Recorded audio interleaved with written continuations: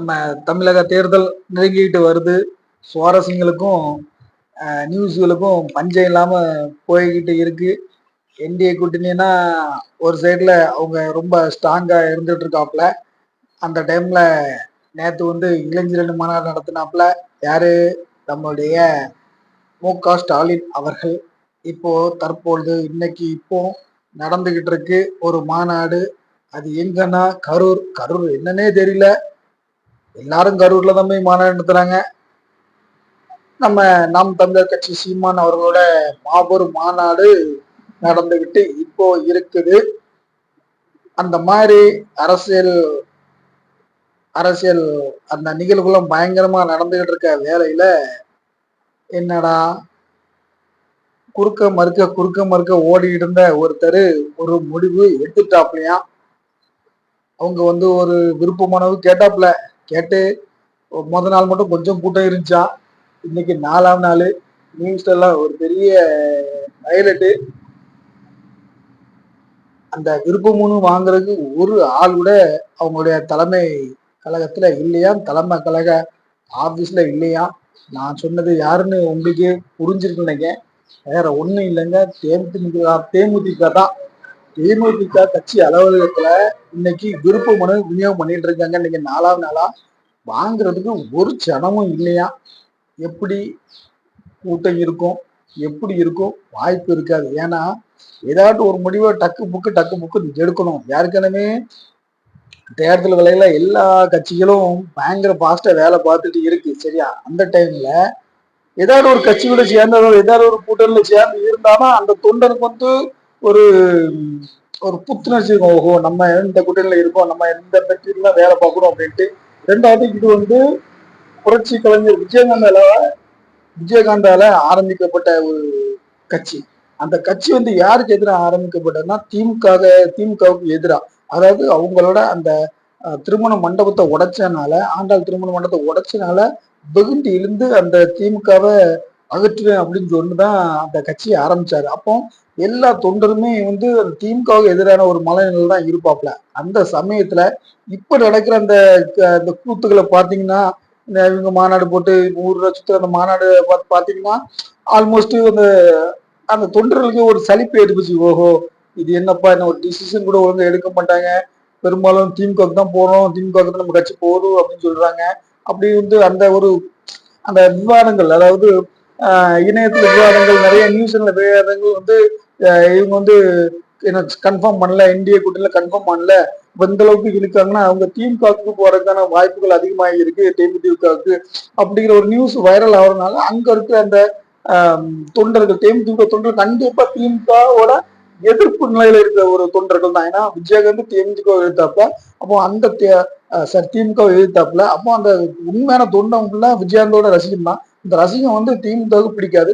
ஆனா இப்போ இந்த ட்ரெண்ட் திமுக கூட போய் சேர போறாங்க அப்படிங்கறதுனால தொண்டர்களே ஒரு சலிப்பு. என்னப்பா கட்சிய இப்படி ஆபமாக்கிட்டாங்களே அப்படிங்கிற ஒரு சலிப்பின் காரணமாக யாருமே ரொம்ப ஒன்றும் இன்ட்ரெஸ்ட் இல்லை. எங்க ஊர்லயே அந்த தேமுதிகலாம் பயங்கர ஸ்ட்ராங்கா அடி இப்படின்னு இருப்பாங்க ஒரு 10-20 வருஷத்துக்கு முன்னாடி. ஆனா இந்த தேமுதிக இப்போ ரொம்ப சோர்ந்து போயிட்டாங்க. சரி, முதல்ல அவங்க ஒரு முடிவை எடுக்கட்டும், அதுக்கப்புறம் நம்ம களத்துல பணியாற்றுவோம் அப்படிங்கிற மாதிரி ஒரு முடிவு எடுத்துட்டாங்க. அதோட உச்சகட்டம் தான் இன்னைக்கு நியூஸ் சேனல்ல வர்ற அளவுக்கு தேமுதிகவோட அந்த கட்சி அளவுல ஒரு தொன்று கூட இல்லைன்னு வருது. ரொம்ப நல்ல மனுஷன் விஜயகாந்த். அவர் தொற்றுட்ட கட்சி சும்மா ஃபயரா எதையும் ஏத்தி பேசுற அந்த மனுஷனோட கட்சி இன்னைக்கு இந்த நிலைமையில வந்திருக்கு அப்படிங்கிறது ரொம்ப மனசு கஷ்டம் வந்திருக்கு. ஆனா அதுலயும் ஒரு நல்லது நடந்திருக்கு. 90% முடிவை எடுத்துட்டாங்க. மீண்டும் வெற்றி பாதையை நோக்கி தேமுதிக சென்று கொண்டிருக்கிறது அப்படின்னு தான் லேட்டஸ்ட் நியூஸ். இன்னைய நியூஸ் என்ன பண்ணலாம், எனக்கு கன்ஃபார்ம் பண்ணல. ஏன் கன்ஃபார்ம் பண்ண அப்படின்னா, உண்மையிலே விஜயகாந்த் சார் இருந்தா கன்ஃபார்ம் பண்ணிருக்கலாம். நம்ம நம்பி ரொம்ப ஒன்றும் கன்ஃபார்ம் பண்ண முடியாது. ஏன்னா ஏற்கனவே ஒரு குழப்பம் ஓடிட்டு இருக்கு. திமுக கூட்டணி காங்கிரஸ் வெளியே போகிறதுக்கான வாய்ப்புகள் நிறைய இருக்கு அப்படின்னு சொல்லப்படுது. அதே மாதிரி திமுக கூட்டணியில ஐயா ராமதாஸ் வந்தாருன்னா விடுதலை சிறுத்தை கட்சி தலைவர் ஓப்பன் ஸ்டேட்மெண்டாவே போட்டாப்புல, வந்துச்சுன்னா நாங்க அதாவது ராமதாஸ் அவர்களோட டீம் உள்ள வந்துச்சு அப்படின்னா நாங்க வெளியே போயிருவோம், எங்க கொள்கையை நாங்க மாற்ற முடியாது ஓப்பனாவே ஸ்டேட்மெண்ட் கொடுத்துட்டாப்புல. அதனால அந்த கட்சிகள் உடஞ்சிச்சுன்னா இந்த அம்மா திடீர்னு மாறுறதுக்கான வாய்ப்புகள் அதிகமா இருக்கு. அதனாலதான் நாங்க 100% என்டிஏ கூட்டணியில தேமுதிக இணைன்னு சொல்லாததுக்கான ஒரு காரணம். இந்த காரணம் ஏன் அப்படின்னா, இந்த சந்தர்ப்பம் வந்துன்னா விஜயோட தேமுதிக கூட காங்கிரஸ் இணையறதுக்கும், அதே மாதிரி அங்க இறஞ்சுன்னா பிசிகாவும் அங்க போறதுக்கான ஒரு வாய்ப்பு இருக்கு. அங்க போயிட்டுனா ஆட்டோமேட்டிக்கா கொஞ்சம் சீட்டுகள் நிறைய தருவாங்கன்ட்டு தேமுதிகவும் போறதுக்கான வாய்ப்புகள் இருக்கு. அப்படி இருந்துச்சுன்னா நம்ம விஜய் என்ன சொல்லுவால, எங்களுக்கும் திமுகவுக்கு தான் நேரடி களம் அப்படிங்கிறது மாறி விஜய்க்கும் அதிமுகவுக்கும் தான் களம் அப்படின்ட்டு வந்துரும். அதுக்காகத்தான் இந்த 10% நாங்க விட்டு வச்சிருக்கோம். ஆனா இப்போ தற்போதைய நிலவரப்படி என்னன்னா, இங்கேயும் ஒரு என்டிவிலும் ஒரு இது கேட்டு வச்சிருந்தது, திமுகவிலையும் ஒண்ணு கேட்டது, பேச்சுவார்த்தைகள் நடந்தது உண்மைதான் அப்படின்னு சொல்றாப்ல. அப்போ அது முடிவு இந்த அம்மா முடிவெடுக்கிறதுக்கான வாய்ப்பு ரொம்ப குறைவா இருக்கு அப்படின்ட்டு அஇஅதிமுக சைடு என்டிஏ கூட்டணி சைடும் பேசுறதை விட்டுட்டாங்க. அந்த திமுக சைடும் ஒரு குறிப்பிட்ட ஒரு நம்பர் சொன்னு விட்டுட்டாங்க, நீங்களும் முடிவு எடுத்து விட்டுட்டாங்க அப்படிங்கிற மாதிரி ஒரு பேச்சு வந்துச்சு. கிட்டத்தட்ட இந்த முடிவு வரனால எல்லா இந்த நிர்வாகிகளும் அப்படி சோம்பேறி ஆயிட்டு ஒரு கிட்டத்துல இன்ட்ரெஸ்ட் இல்லாம அந்த தொண்டர்கள் தேர்ந்ததுக்கானதுனால அவங்களுக்கே ஒரு சலிப்பு தெரிஞ்சு, ஓஹோ ஏதாவது ஒரு முடிவு எடுத்து ஆகணும் அப்படிங்கறதுல இந்த என்டிஏ கூட்டணியில அஇஅதிமுக பொதுச் செயலர் எடப்பாடி பழனிசாமி கொடுத்த அந்த அந்த ஒரு சில சீட்டுகளும் ஒரு சில கண்டிஷனையும் ஒத்துக்கிட்டதாக கேள்வி. நீங்க கண்டிப்பா என்டிஏ கூட்டணி தான் தேமுதிக நீங்க போட்டுடலாம் அப்படின்னு நமக்கு தெரிஞ்ச அந்த ஆட்கள், நமக்கு தெரிஞ்ச அந்த இன்ஃபார்மர்லாம் சொன்னாங்க. இருந்தாலும் நம்ப முடியாது. ஏன்னா இந்த அம்மா எப்படின்னு நமக்கு தெரியும். இது நடந்துகிட்டு இருக்க வேளையில் இந்த சமயத்தில் என்டிஏ கூட்டணி பயங்கர ஸ்ட்ராங்கா இருந்துட்டு இருக்கு. என்ன ஒரு அட்வான்டேஜாக, என்ன ஒரு பெரிய ஒரு பலமாக இப்ப நம்ம பேசிட்டு கிட்ட பிளாஷ் நியூஸ், அதாவது என்னது அப்படின்னா, அன்புமணி ராமதாஸ் அவர்களுக்கும் ராமதாஸ் ஐயா அவர்களுக்கும் இந்த யாருக்கு கட்சி யாருக்கு இந்த போட்டி ஓடிக்கிட்டு இருக்கு. அதுல என்டிஏ கூட்டணிலேயே ராமதாஸ் ஐயா வராதாங்கன்னு நமக்கு தெரியல, எகேன்ஸ்ட் பேசல. ஆனா ராமதாஸ் அன்புமணி சேர்ந்துட்டாப்ல, என்டிஏ கூட்டணியில இருந்துட்டாப்ல. ஆனா அந்த உள்ள என்ன இருந்தாலும் ஒரு பிரிவுன்னு இருக்கும்போது பாதி ஓட்டுகள் அங்கேயும் போகும், பாதி ஓட்டு இங்கே இருக்கும். அந்த ஒரு டென்ஷன்லயே இருந்துச்சு என்டிஏ கூட்டணி. இப்பவும் தற்சமயம் என்ன ஆயிட்டு அப்படின்னா, மாம்பழ சின்னம் அன்புமணி ராமதாஸ் அவர்களுக்கு பக்காவாக ஒதுக்கப்பட்டிருக்கிறது.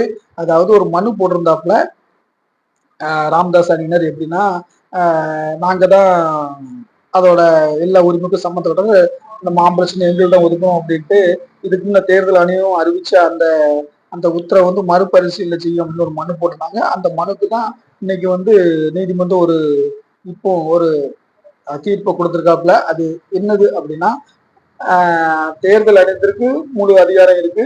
அதை தேர்தல் ஆணையம் சொன்னதை நாங்க அக்செப்ட் பண்ணிக்கிறோம். இதுக்கு முன்ன மாம்பழ சின்னம் இவர் தான் இருந்தது, அதனால அன்புமணி ராமதாஸ் குரூப்க்கு இந்த சின்னம் ஒதுக்கிறதுக்கான அது ஒதுக்குனது கரெக்ட் தான் அப்படிங்கிற மாதிரி ஒரு கொடுத்துட்டு, அதுக்கு அந்த நீதிமன்ற கிட்ட கேள்விக்கு தேர்தல் என்ன பதில் கொடுத்துருக்குன்னா, நாங்க இதுக்கு முன்ன அந்த பாமக நடந்த அந்த தேர்தல் அந்த அந்த டாக்குமெண்ட்ஸ்லாம் வச்சு பார்க்கும்போது அன்புமணி ராமதாஸ் குரூப் தான் பொதுச் செயலர் அப்படிங்கிற எங்களுக்கு கிளியரா தெரியுது, அதனால நாங்க அதுக்கு ஒதுக்கிட்டோம் அப்படின்ட்டு ஒரு விளக்கத்தை கொடுத்துருக்கு. அதனால என்டிஏ கூட்டணிக்கு மீண்டும் ஒரு பூஸ்ட். இப்போ எங்க மாம்பழ சின்னம் இருக்கோ அங்கதான் பெரும்பாலான ஓட்டுகள் வரும், பெரும்பாலான அந்த பாமகவோட ஓட்ஸ் உள்ள அப்படிங்கிறனால அது இன்னும் ஒரு ஸ்ட்ராங். அடுத்து அம்மா பிரேமலதா அம்மா வர்றதும் அந்நியார் வர்றதும் மிகப்பெரிய ஸ்ட்ராங். மொத்தத்துல பயங்கர ஸ்ட்ராங்கா ஆயிட்டு அப்படின்னு சொல்ல முடியும் என்டிஏ கூட்டணி. இங்க இவ்வளவு ஃபாஸ்டா போயிட்டு இருக்கு, அந்த திமுக ஆட்டம் கண்டுட்டு இருக்கு. அவர் ஓப்பனாகி ஸ்டேட்மெண்ட் கொடுத்தாப்புல திருமாவளவன் அவர்கள், அன்புமணி ராமதாஸ் அவர்கள் வந்தா நான் வெளியே போயிடும் அப்படின்ட்டு. இன்னும் காங்கிரஸ் கூட பேச்சுவார்த்தை நடக்கல, அத கூட்டணி பேச்சுவார்த்தை நடக்கல. இவங்களும் 4 திருப்பு 5 திருப்பு போய் பார்த்துட்டாங்க. ஜோடன் பார்த்துட்டாப்புல, செல்வ பிறந்தகர் பேசி பார்த்தாச்சு. முன்னாடி வாணிகண்டக்கூர் அப்பப்போ ஒரு வாய்ஸ் கொடுத்தா இருக்காப்புல, பேச்சுவார்த்தை நடக்கல.